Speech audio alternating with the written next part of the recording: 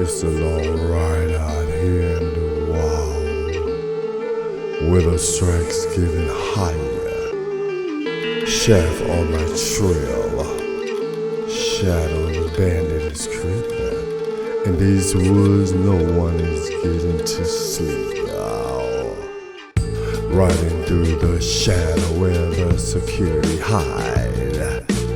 Shaft is on my back, but I got my pride.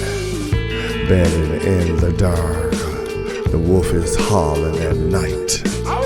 In the force of a legacy, I'm ready to fight. I am the long rider, head is tipping low. Black coat is floating where the cold wind blow. Shaft for thinking I'm guilty, but I'm holding my ground. The truth is bigger, deeper, I gotta dig it out now. Annie in the bush, she afraid to speak. Jacob throws lie, but his evidence is weak. Marlowe speaking in the flame, in the blacksmith den. Willa Ella whispering, secret in the shadow gleam. Riding through the shadow where the secrets hide. Shaft is on my back, but I got my pride. Yeah, but the wolf they closing in.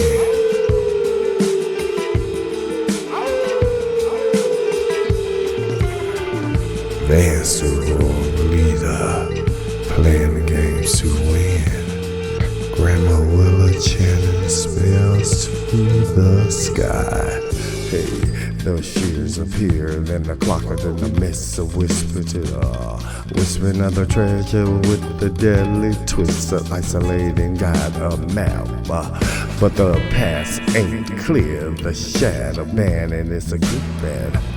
I can smell their fear. We'll break this curse, or will the leader die? The battle erupt, blade crashing with fire. Vance stand tall, but his greed backfire. Grandmother Willa call Sarah to curse. The wolf return their spell.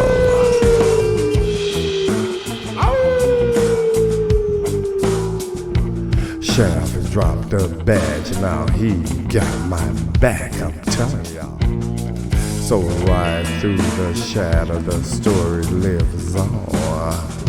A legacy occurs where the brave belong. From the darker to the dawn, and that's the truth of the night. In the force of a legacy, we'll read and write in the night.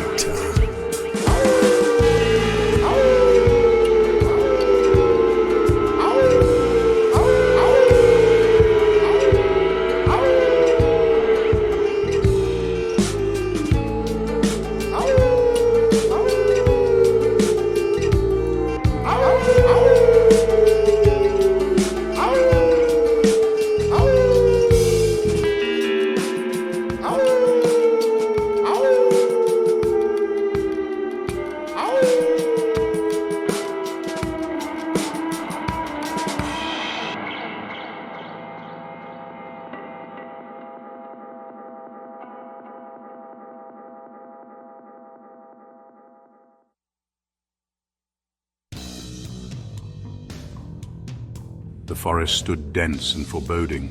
Ancient trees clawed at the sky, their branches intertwined in a suffocating embrace.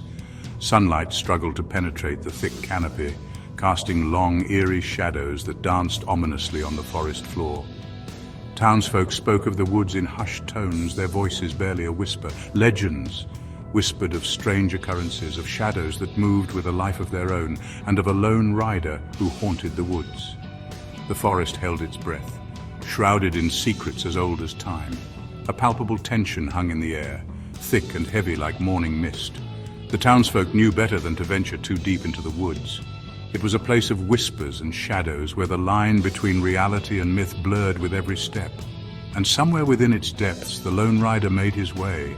His presence felt like a chill wind on an autumn night. The whispers followed him, swirling around him like the wind. They spoke of his cold eyes, hidden beneath the wide brim of his hat. They spoke of his quick draw and the justice he meted out with the barrel of his gun.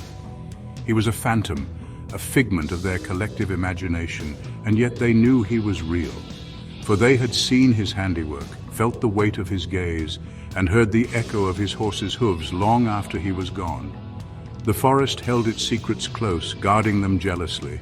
But the lone rider, he was different. He was drawn to the darkness, to the heart of the mystery that lay hidden beneath the surface. He was a force of nature, as wild and untamed as the woods themselves. And he would not rest until he had uncovered the truth that lay buried beneath the shadows. He rode through the heart of the woods, a solitary figure against the backdrop of ancient trees. His long black coat billowed behind him like a phantom's cloak, his wide-brimmed hat casting a shadow over his features. He was a man of few words, his past shrouded in mystery, his motives unknown. But one thing was clear: he was on a mission, a solitary quest that had led him to this forsaken place.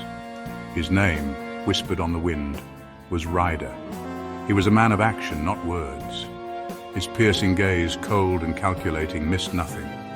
He moved with a quiet grace, his hand never straying far from the Colt peacemaker holstered at his hip. He was a force to be reckoned with, a whirlwind of righteous fury disguised in the calm demeanor of a seasoned hunter. The townsfolk feared him, whispered tales of his ruthlessness, of the swift justice he meted out to those who crossed him. They called him a demon, a harbinger of death, but they misunderstood him. He was not driven by malice, but by a deep-seated sense of right and wrong. He was a protector, a guardian of the innocent, a silent avenger in a world consumed by shadows. His mission was simple: to break the curse that had plagued the town for generations. A curse that had cast a long shadow over the land, poisoning the hearts of men and twisting their souls. He knew the risks, had stared death in the face countless times before. But fear was a luxury he could not afford. He was the only one who could stand against the darkness, the only one who could bring an end to the cycle of pain and suffering. Deep within the woods, in a secluded cottage hidden amongst the trees, lived Isolde. Her eyes, as old as the forest itself, held a wisdom that belied her years. She was a healer, a seer, a keeper of ancient knowledge. People traveled for miles seeking her counsel, for her wisdom was said to rival that of the ancients. It was to her doorstep that the rider eventually came, drawn by her reputation and a sliver of hope. Isolde greeted the rider with a knowing smile, her eyes twinkling with an almost mischievous light. She had been expecting him, she said, her voice a low, melodic hum. She knew of his quest, of the burden he carried on his shoulders, and she knew of the secret that could help him, a secret passed down through generations of her family, a secret that lay hidden within the pages of an ancient map. The map, she explained, was no ordinary cartographic creation. It was a guide, a key to a treasure that held the power to break the curse.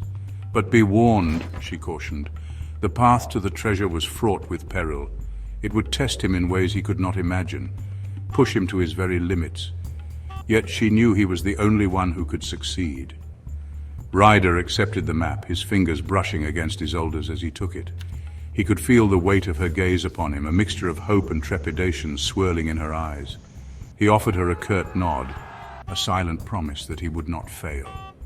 As he turned to leave, Isolde's voice echoed through the cottage, soft yet firm.